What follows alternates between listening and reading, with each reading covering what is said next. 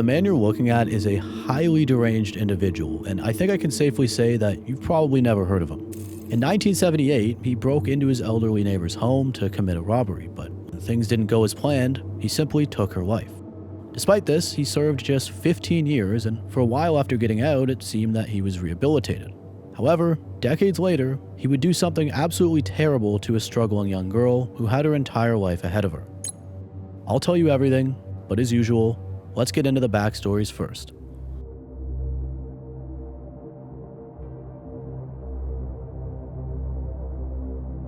The story begins with a girl named Tiffany Taylor, a 16-year-old Australian girl who stood barely 5 feet tall and had shoulder-length hair and green eyes.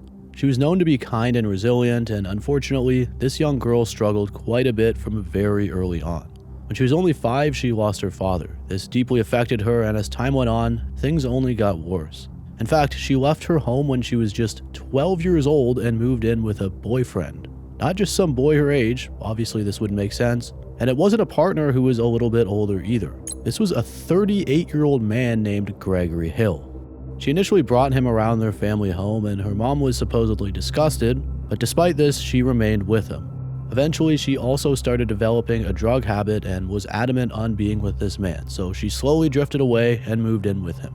This man didn't even have a home of his own though, so they just lived this sort of transient lifestyle, moving between motels in the Logan area south of Brisbane.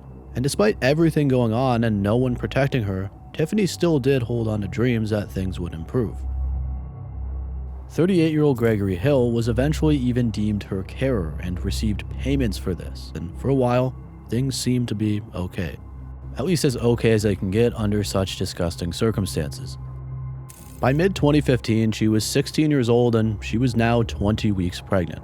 She had already chosen a name for her baby girl, Isabella Rose Hill. Those around her still saw who she was beneath her incredibly difficult circumstances. Her sister, Chloe, spoke about her wanting a house with a white picket fence and a perfect little family, but this life with a perfect little family is one she would unfortunately never get to see. In July of 2015, Tiffany was staying at the Waterford Motor Inn with this now 40-plus-year-old boyfriend, but money was desperately tight. So to make ends meet, she had turned to advertising companionship services on dating websites, using false names and claiming to be older than 16. We don't know if Gregory was involved with this, but he denies it. Through the Oasis dating website, she connected with a user called Muddles54, 60-year-old Rodney Wayne Williams from Brisbane. What Tiffany could have never known was that Williams carried a horrific secret. In 1978, he had been convicted of murdering an elderly female neighbor during a robbery, serving just 15 years before his release on parole. He also had a conviction for indecently assaulting a minor. This man presented himself online as someone who could teach young women about the good life, but behind his false promises and his disgusting face, there was a dangerous predator seeking vulnerable targets. On the morning of Sunday, July 12, 2015, Tiffany said goodbye to Gregory at their motel room, taking only her mobile phone with her.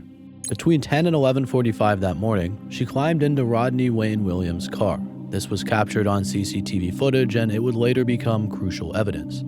They had arranged to meet for 30 minutes in exchange for money that Williams never actually possessed.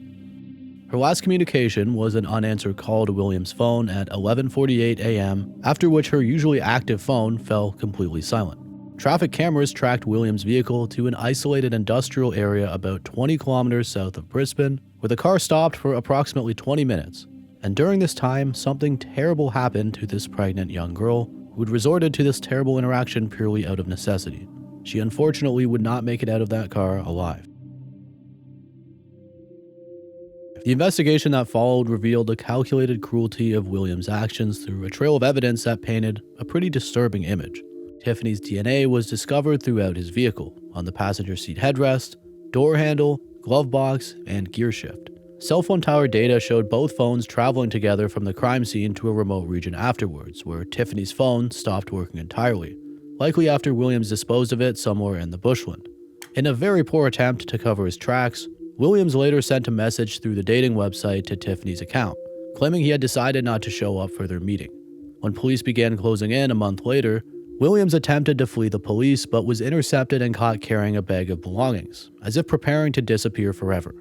And sadly, despite extensive searches involving dozens of police officers and emergency service volunteers on horseback, Tiffany's body has never been found. Williams actually faced 2 separate trials. His first conviction was overturned on appeal, but in October of 2022, he was again found guilty of murder and sentenced to life imprisonment with a 30-year minimum term.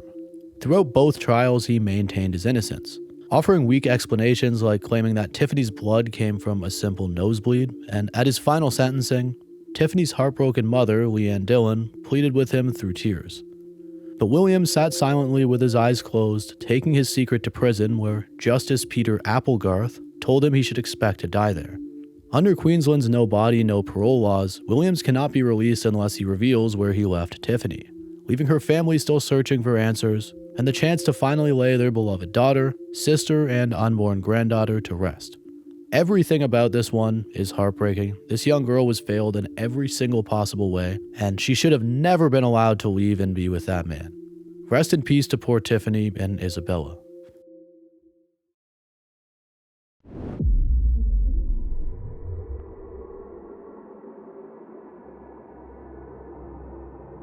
If you're enjoying this video, I'd really appreciate it if you subscribed. It's cool if not, but I spend at least 10 hours on these documentaries every single day, and I don't take sponsorships or anything, usually, so it'd really help. On the morning of Monday, November 10th, 2003, people were getting the kids ready for school, heading to work, and the sun was just rising over Dania Beach, Florida, when out of nowhere, an armed man forced his way into a Walgreens store at 7:15 a.m. The robber, wielding a revolver, threatened the employees and demanded money from the register before fleeing with $1,700 in cash. 2 store employees were there when the crime happened, and when police arrived, they provided descriptions of the perpetrator, though the 2 accounts didn't match each other perfectly. They couldn't agree on the teeth. Detective Connie Bell of the Broward County Sheriff's Office took charge of the investigation, knowing she would need to identify and apprehend the armed robber quickly, and so with limited physical evidence from the scene, Detective Bell turned to what law enforcement often relies on in such cases: police databases containing photographs and information about individuals with prior arrests for similar crimes. A man named Leonard Allan Cure's name appeared in these searches, along with a photograph.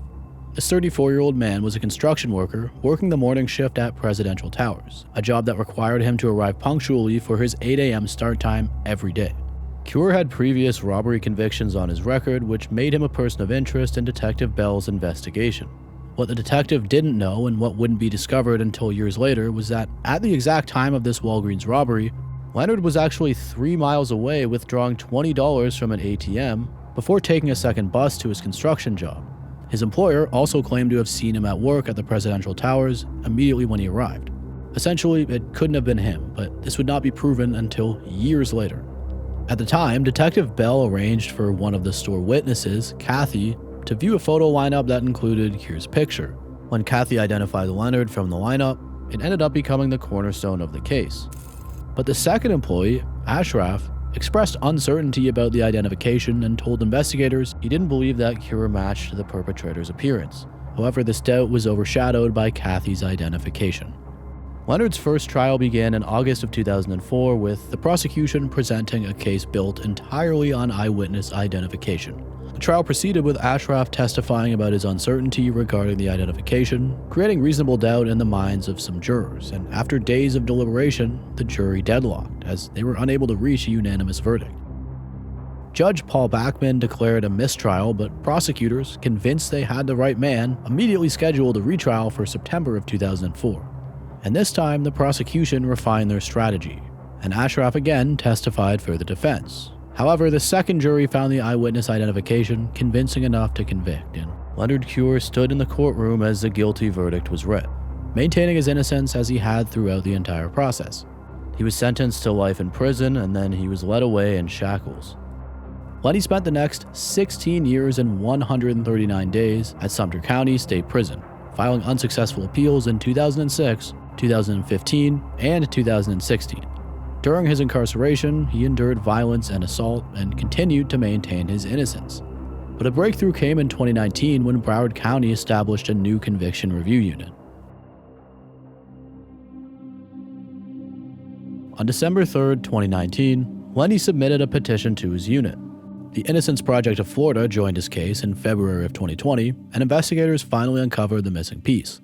The ATM receipt showing Lenny had withdrawn money at 6:52 a.m., 3 miles from the Walgreens, making it impossible for him to commit the 7:15 a.m. robbery and still arrive at work on time. There seems to be a pretty significant gap in public reporting as to how they uncovered this receipt so many years later. I think Leonard may have located this after his first lawyer was retained, but it was also never used in the retrial, so to be fully transparent, I could not find out how they obtained this ATM receipt, but they did.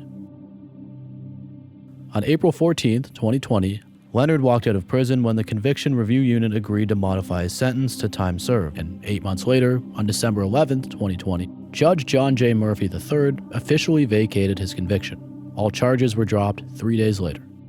Following his release, Leonard relocated to Fairburn, Georgia to rebuild his life. He secured steady employment and began the difficult process of readjustment.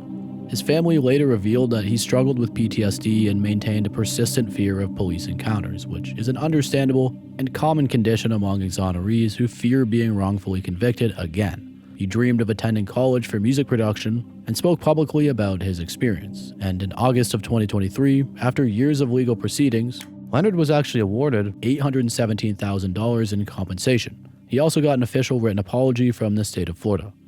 With this settlement, Lenny was purchasing his first home and planning for the future. Things were finally looking up. But just 2 months later, Leonard Allan Cure would find himself in another, even more distressing situation involving law enforcement. On the morning of October 16, 2023, Leonard left his mother's home in Florida telling her, "I love you and I'll see you soon," as he departed for the drive back to Georgia. He was traveling north on the I-95 in his silver Ram pickup truck when he passed a Camden County Sheriff's Patrol vehicle at approximately 90 miles per hour in a 70-mile-per-hour zone. The officer pursues him, and Lenny accelerates to over 100 miles per hour before deciding to slow down and pull over. And before I continue, here's what we know about the officer.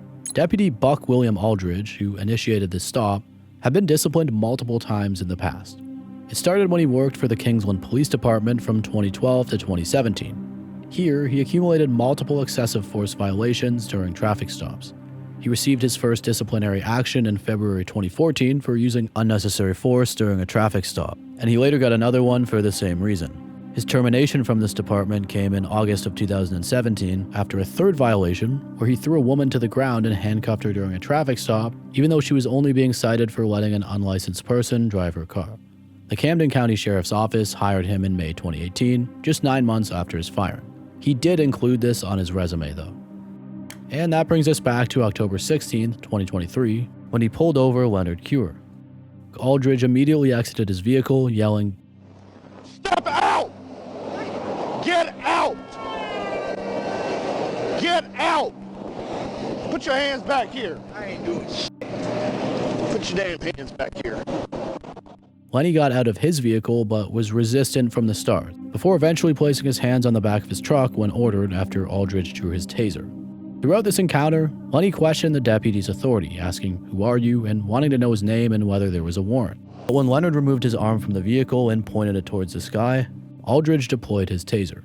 While being tased, he toughed it out, turned toward the deputy, and grabbed at the taser wires, initiating a physical struggle that lasted approximately 20 seconds. During the altercation, Lenny grabbed the deputy's face and throat while the deputy struck him multiple times with his baton. And in the final moments of the struggle, Buck Aldridge drew his firearm and fired one shot into the left side of Leonard Allan Cure's body, dropping him to the ground. He was treated by these EMTs at the scene and transported by ambulance, but fairly quickly passed away from his injuries. The Georgia Bureau of Investigation immediately launched an investigation into the shooting.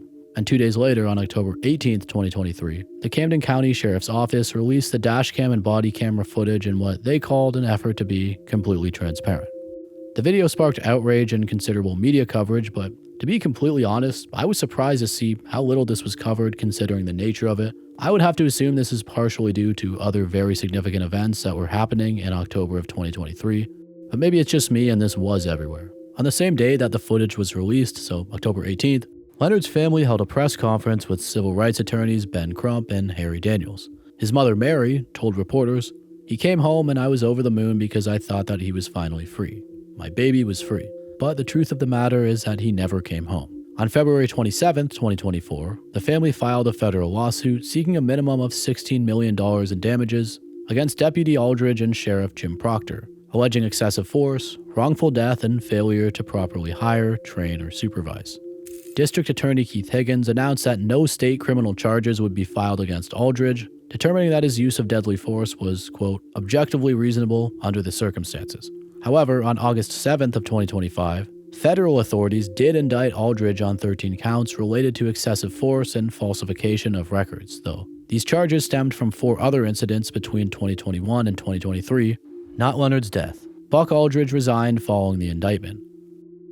Leonard's brother said, "I believe there were possibly some issues going on, some mental issues with my brother. I know him quite well.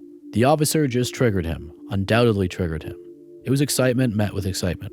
And I just want to say, guys, I know there's going to be wars in the comments here, and people are even going to be pointing at me saying, you're on this side or you're on that side. I just think every part of this is terrible on both sides. Sometimes people interpret my reading of certain segments of like, oh, I'm on their side based on my tonality, but I would explicitly say it if I was. I genuinely believe that everything about this just sucks, and exactly as his brother said, it was excitement met with excitement. It's just unfortunate.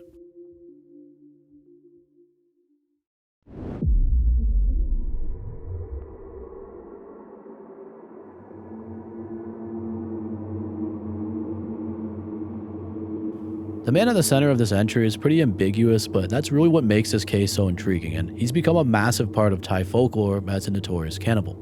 He was born sometime in the 1920s in China, and his childhood was very rough. As a teenager and into young adulthood, he lived through and fought in the Second Sino-Japanese War and experienced the consequential devastation that swept through his homeland.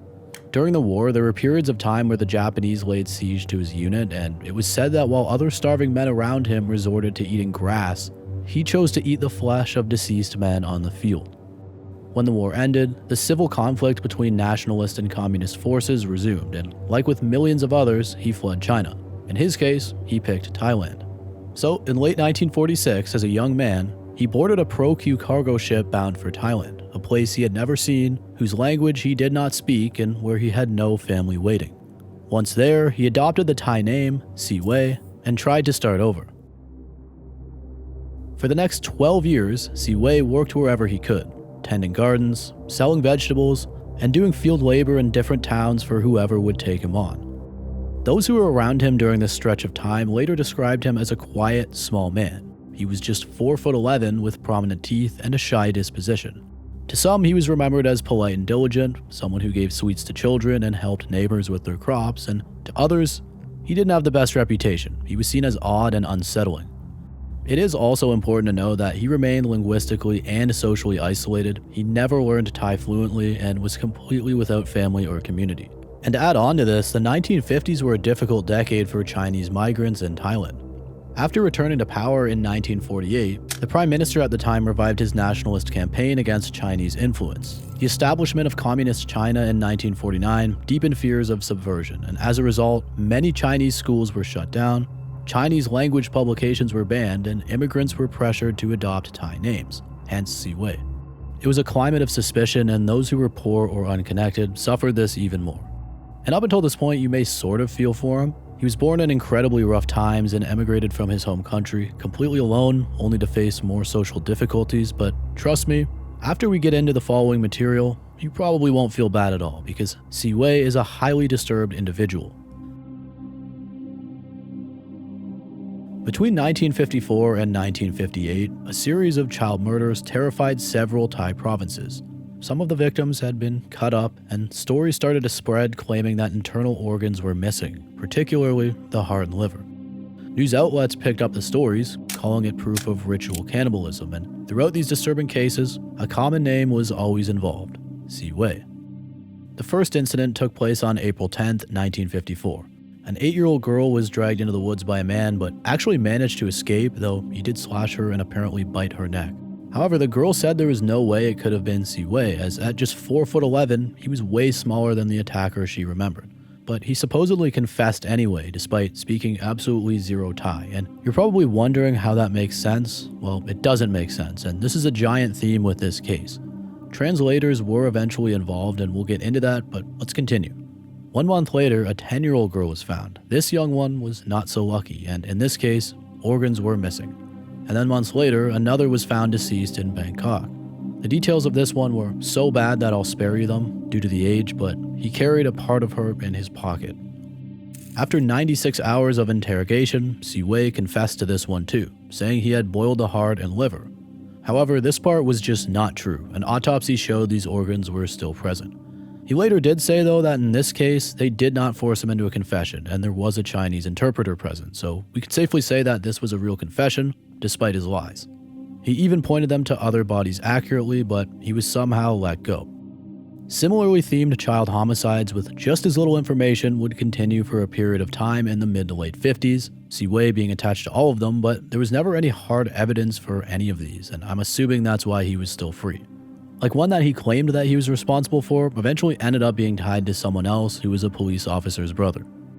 By 1958, he purportedly had 6 victims in total, and he was about to go for his 7th and last. This one is well documented. On January 27, 1958, an 8-year-old boy disappeared after visiting Siwei's garden to buy vegetables. A search party found him nearby, reportedly trying to burn the boy's body. Police seized knives, a stained cloth, and what they claimed were human organs in a bowl in his home. An autopsy in this case confirmed that his heart and liver were indeed missing. This was really the only case where authorities found direct evidence linking Siwei to the crimes, yet within days, the story changed. Under 9 days of interrogation, through a translator and without a lawyer, he signed confessions to all of the murders, dating back 4 years. The confessions included claims of boiling and eating hearts and livers for strength, and newspapers printed the words "Cannibal" in their headlines nonstop. They had their guy and it made a great story as well, but in reality, he was only strongly tied to this one, and there was another Thai butcher during that exact same time who was convicted but just didn't make quite as good of a story. Siwei already had his place set in news and folklore. Also, it is likely that he was a cannibal, in my opinion. He has direct quotes talking about how humans taste good, but he's also not the most honest guy, and we know how weak the evidence was on some of the past ones. I mean, he was still free. Being caught with hard evidence in this last one, though, he wasn't going to get away with it this time. By the time his trial began in March of 1958, public opinion had already declared him guilty for all of them, not just the one. The proceedings lasted just 9 days, he had no legal representation, could not speak the language of the court, and depended entirely on interpreters to understand what was being said. No one cross-examined witnesses on his behalf, and no evidence was ever presented linking him to the other alleged murders besides his own confessions. The court initially sentenced him to life imprisonment, but the sentence was overturned, and on September 16, 1959, at the age of 31 or 32, Siwei was instead executed by firing squad. Apparently when he first heard this, he fainted. Despite customs, his body was not cremated, and instead, it was handed over to a forensic museum for medical study. His body was preserved with wax and placed upright in a glass display case labeled in Thai that says, "Siwei the Cannibal." For the next 61 years, visitors walked past the glass box, peering at the mummified remains. School children were brought on field trips to see him, and parents told their children, if you misbehave, Siwei will eat your liver. In fact, my patron who told me about this, Chayadon, even says, when I was a kid, his name was basically used as a boogeyman for Thai parents to scare the kid from doing something that the parents didn't like. Something along the lines of, don't do this or Siwei will come eat your guts.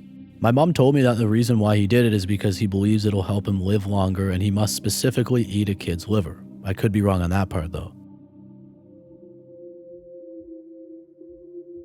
And so Thailand moved on and few questioned the story until decades later.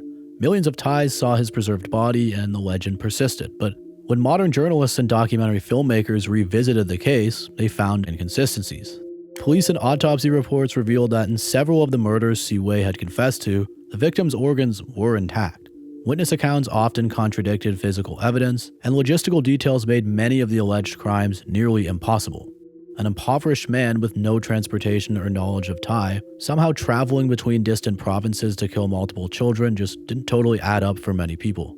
He had been interrogated for days during a period when police torture was common, and in a country that viewed Chinese immigrants as potential enemies. By the 2010s, a new generation began to question the ethics of his treatment. Activists argued that even if he had been guilty, keeping his body on display violated his human dignity. In 2018, a young activist started a campaign calling for his remains to be properly buried. There was a tweet with 80,000 retweets that translates to, "In this day and age, we all know that Siwei did not kill and eat humans' innards, but was framed by someone powerful." Yet the museum still displays his corpse along with the label Cannibal. Even the dead don't get justice.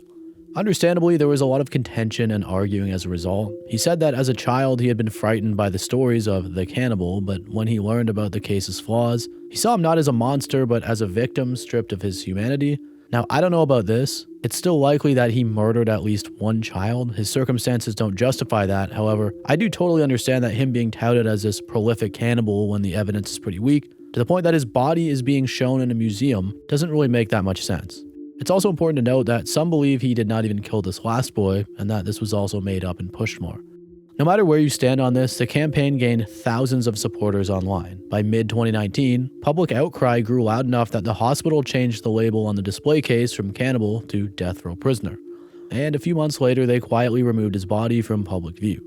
On July 23, 2020, more than 60 years after his execution, Siwei's body was cremated in a temple near the same prison where he had been killed. No family ever came forward to claim his remains, and the Thai Department of Corrections took responsibility for the funeral as it would for any unclaimed prisoner. Whether Siwei was actually the cannibal he was always said to be still remains debated, but the evidence now suggests that the broader story was significantly added to with the use of fear, anti-Chinese sentiment in Thailand at the time, and just word of mouth in general. This is a case that is full of a ton of conflicting information, but it was one that I was very interested in covering. If any of my other Thai viewers have any information that they'd like to share, I'm absolutely interested in hearing that too.